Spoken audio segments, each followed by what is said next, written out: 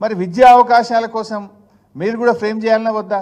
ఒక మెడికల్ ఎడ్యుకేషన్కు మీరు రూల్స్ ఇచ్చినారు, మరి లా సంగతి ఏంది? ఇంజనీరింగ్ సంగతి ఏంది? యూనివర్సిటీ అడ్మిషన్స్ ఏంది? ఒక సమగ్ర ప్రణాళిక ఉండద్దా? రాష్ట్రంలో ఎవరు ఉద్యోగానికి అప్లై చేసినా ఏ గవర్నమెంట్ ఉద్యోగానికైనా ఒక జీవో ఇచ్చిన మేము. అదేవిధంగా 1979లో విద్యా ఉద్యోగం కోసం సమగ్రమైన జీవో అప్పుడు కూడా ఇచ్చారు. కానీ ఈ రాష్ట్రంలో కేవలం మెడికల్ ఎడ్యుకేషన్కి ఇచ్చిండ్రు. ఆ మెడికల్ ఎడ్యుకేషన్లో 4 ఏళ్ళు అనే నిబంధన పెట్టారు. ఇది ఎంత అసమగ్రం అంటే ఉదాహరణ 2-3 చెప్తాను నేను. ఇప్పుడు 10th అయిపోయింది, ఇంటర్మీడియట్కి ఎవరైనా పోయి గుంటూరులో చదివినరు, విజయవాడలో చదివినరు, లేదా బెంగళూరులో చదివినరు, వాడు నాన్ లోకల్ అయిపోతారు కదా. ఇప్పుడు ఇంటర్మీడియట్ పోతే ఇంకోటి ఎవరైనా పిల్లలు ఇప్పుడు పీజీ ఉంటుంది, ఎంబీబీఎస్ తర్వాత ఏముంటుంది? పీజీ ఉంటుంది. ఎంబీబీఎస్లో నీట్లో మంచి ర్యాంక్ వస్తే మన పిల్లలు ఎక్కడ తీసుకుంటారు? AIIMS Delhi, AIIMS Jaipur, Madras top కాలేజెస్లో పోయి సీట్ తీసుకుంటారు. ఎయిమ్స్ మద్రాస్లో చదివిండి అనుకో మన పిల్లోడు, 5 ఏళ్ళు ఎంబీబీఎస్ మద్రాస్లో చదివితే వాడు నెక్స్ట్ ఇప్పుడు పీజీకి తెలంగాణలో ఎగ్జామ్ రాయాలంటే ఏమవుతుంది? దీని ప్రకారం వరుసగా చివరి 4 ఏళ్ళు ఏడు చదివితే వాళ్ళు లోకల్ అని పెట్టినావు. మన బిడ్డ నీట్లో ఆల్ ఇండియా కోటాలో 15% ఓపెన్ కాంపిటీషన్, దేశంలో ఎక్కడైనా సీటు కొట్టచ్చు.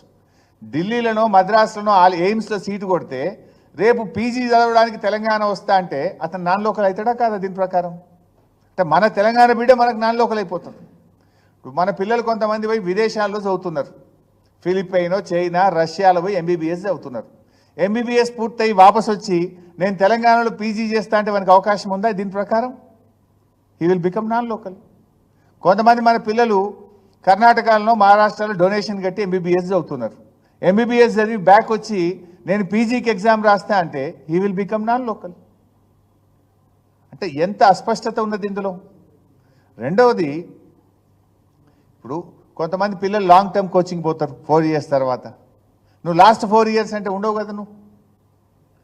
అసలు ఇప్పుడు దేశంలో ఎక్కడైనా కూడా మనం ఇప్పుడు చూడండి, నేను ఇది కేరళ, కర్ణాటక, తమిళనాడు వాళ్ళ ఎంబీబీఎస్ అడ్మిషన్స్కు వాళ్ళు అవలంబించే పద్ధతి ఏంది? తెలంగాణది నిన్నటిదాకా ఒక ప్రత్యేక పరిస్థితి. అంతకుముందు ఉమ్మడి ఆంధ్రప్రదేశ్లో కలిసి ఉన్నాం. 10 ఏళ్ళు ఉమ్మడి రాష్ట్రంగా విద్యా అడ్మిషన్స్ మనం చేసినాం.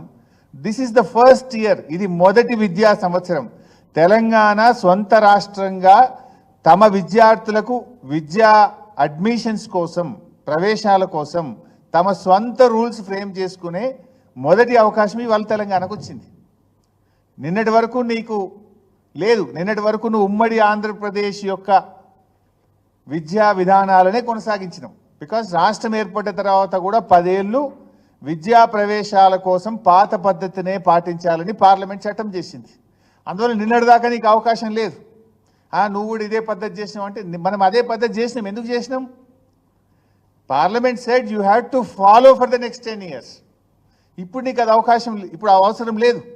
Now you are free, you are independent. Telangana రాష్ట్రంగా మన పిల్లలకు విద్యా ప్రవేశాల కోసం స్థానికతను నిర్ధారించడానికి నువ్వు స్వంతగా నిర్ణయం తీసుకునే అధికారం ఈరోజు తెలంగాణ రాష్ట్రానికి వచ్చింది, మన రాష్ట్రానికి ఉన్నది.